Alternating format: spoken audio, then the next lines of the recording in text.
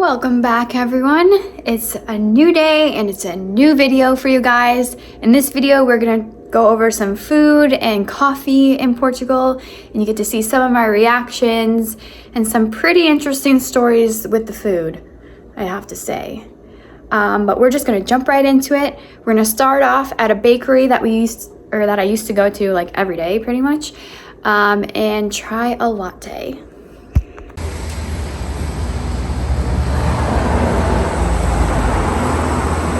Don't do it yet. I have to figure out what I'm going to say. I'm going to say that this is a meia de leite. I'm not ready to order it. Much easier. No? Okay. This is a meia de leite, which means latte in English. It comes with 2 sugar packets, and it comes hot. I'm not going to try it without sugar.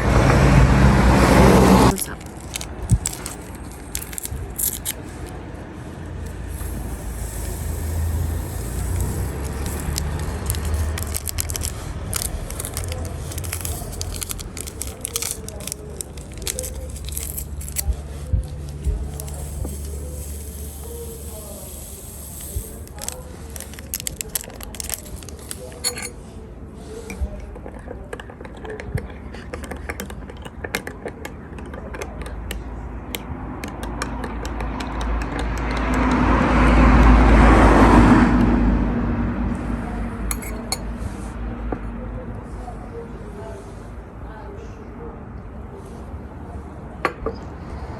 Muita boa. Okay, this is a cafe. Ivo, how much does this cost? 80 cents. 80 cents. And it comes with 1 bag of sugar. And it's teeny tiny.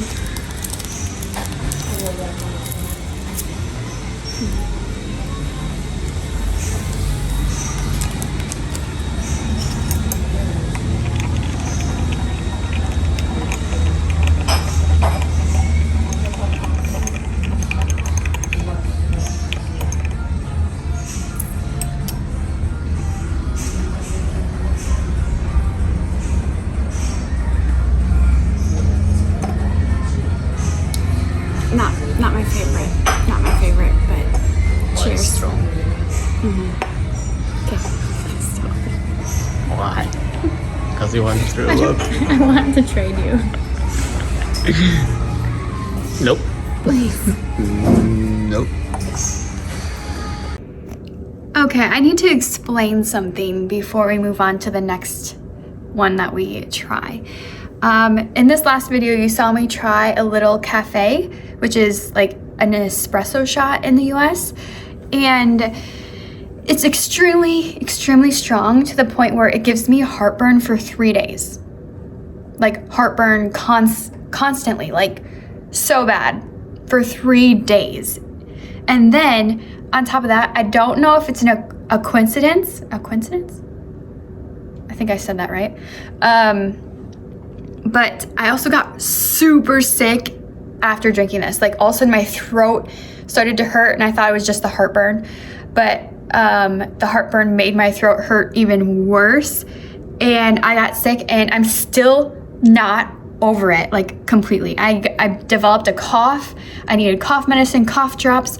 I probably had a fever a few times because I would get so hot and whatever. So either I got really sick from something else or that little coffee made me sick, and I'm never gonna have one ever again. No. It doesn't taste good to me. Not gonna happen. I'm sorry. Portuguese stomachs are way stronger than mine, so I cannot handle that. But I also need to introduce what's coming next, because I didn't say it in the video. The next little coffee thing I tried is called a cappuccino, which we have them here in the US. And it's the same thing. In the US and in Portugal, they're so sugary. So it's really sweet and it tastes good. Definitely not something I would have every day, but very, very, very sugary. And I don't think you see it, but on top, it usually gets served with a bunch of whipped cream, but Ivo ate all that before I tried it on film. So let's go to the cappuccino.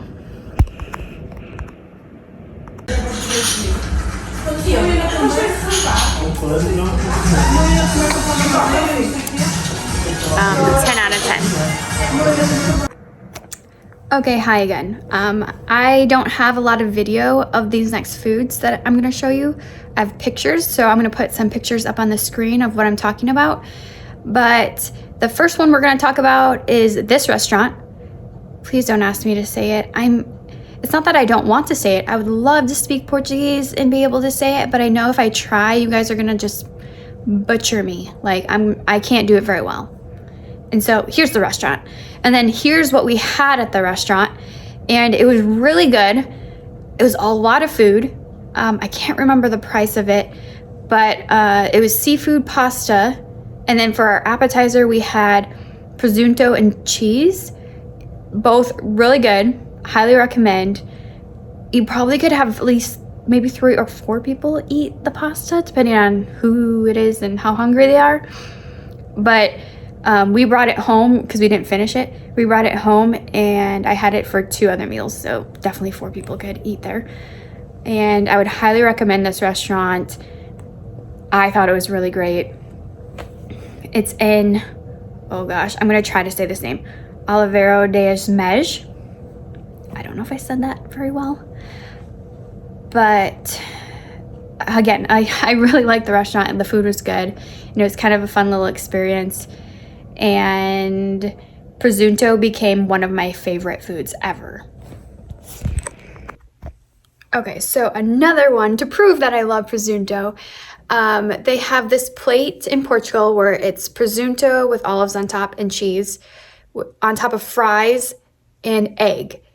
And kind of at first I was like, oh, that sounds interesting. But then we went and found a place that served it and I tried it and I don't know if I was just starving or if I just really loved it, because to be honest, one of the most memorable plates that I will talk about is this one. I really, really liked it. It was pretty simple. Portuguese food is pretty plain. Besides that pasta that you just saw, that was very flavorful and kind of different.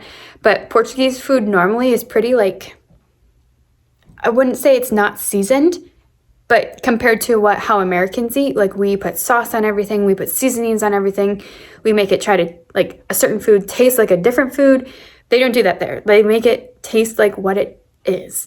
So the eggs, French fries, or I think they don't call them chips, that's English. What do they call them? Batatas? Potatoes? They have a name for it. Fries. Maybe they just call them fries, not French fries. Just fries. No, they don't use fries. Why can't I remember? Whatever, potatoes. French fries is what we call them in the US. With the Presunto is so good.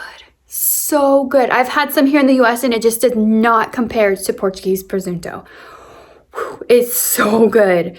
And then the cheese on top of that, which in the image, it looks like cheese sticks, but I think it's just cheese that was rolled up. Okay, so another one I'm going to talk about is called Frania. And if I didn't talk about this, did I even go to Portugal? Like, really? It's something that they're well known for, and it's a heavier dish that, like, if you can finish that dish, that's a lot. That's a lot of food. I definitely noticed going to Portugal that the portion sizes are actually bigger than the US, but the food is probably a little more healthy. Not this specific plate, but like in general, the food is a little more healthy. So they eat more, I feel like, but better food. Where in the US, we still have big portions, but it's not the best food all the time. But anyways, back to Frania. It's something that Portugal is well known for. It's really hard to explain. It feels like it's a sandwich with a bunch of meat inside that has like tomato soup poured on it, but it doesn't taste quite like tomato soup. It's a specific sauce for this plate, and then it has French fries around it. And the sauce is really good. I dip my French fries in it and eat it. That's great. There's an egg on it too. I would say it's a good meal. I wouldn't have it every day. It's not like my favorite. The sausage inside, kind of, not sure. It's good, but the sausage in Portugal is really like gritty and fatty, I think is the right word. Just not my favorite, I'll eat it, but definitely not something I would like, oh, it's so good, or choose every time I go to a restaurant. So it's different. Tastes a little different. Other than that, it's good. I would say like every Portuguese person has told me you have to at least try it once if you're in Portugal. So go ahead, go try it. I would say maybe 2 people can eat one of them, but I got talked into getting my own. So I got my own, and again, I couldn't finish it. I brought it home, and I'm pretty sure Evo ate it for a different meal, but it was 2 meals for me. Okay, for the last one, I'm going to talk about the main part of this is the appetizer, because I fell in love with the charcuterie board stuff that they had on the table. As soon as you got there, it was ready. You could keep snacking and snacking. I could have just ate that. I would have been happy. I was so happy eating that.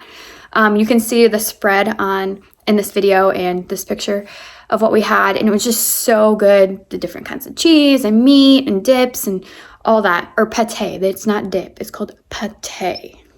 Sorry, I don't want to get that wrong. And then this was a really expensive restaurant.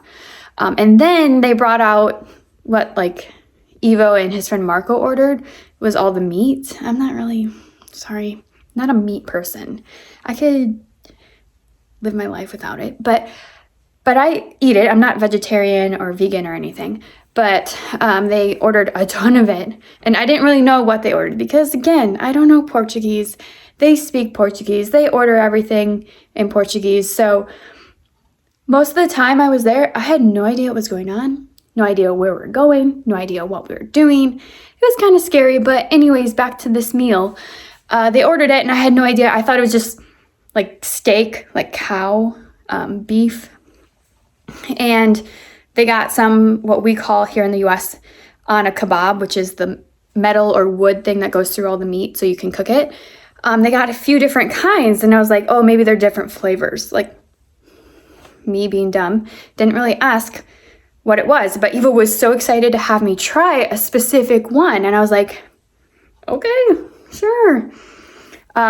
Just to like make this story make sense a little bit, before this, they were going through restaurants to go to, and they're like, oh, this restaurant has like kangaroo and other weird animals that I was like, oh, no, thank you. I don't want to eat that. Like, no, thanks. Not going to try it. Don't want to even taste it. I'm sorry.